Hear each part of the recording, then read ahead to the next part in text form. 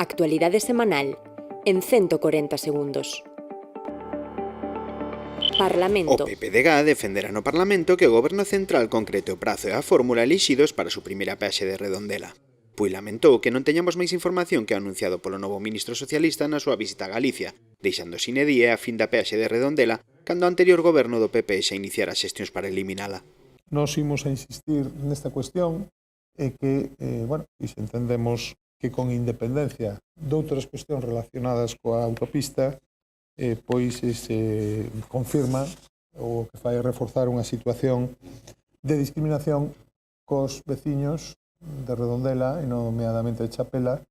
Industria. Os deputados galegos do Grupo Parlamentario Popular no Congreso, Tristana Moraleja, Marta González e Miguel Lorenzo, reuníronse cos sindicatos do Comité de Empresa de Alcoa. Tristana Moraleja, portavoz de Industria do PP na Cámara Baixa, solicitou tras a reunión unidade e que o Goberno Central Socialista deixe de estar desaparecido deste tema e sume esforzos para evitar así os 700 despedimentos directos que se poderían producir se finalmente pechan as factorías de Coruña e Avilés. Consello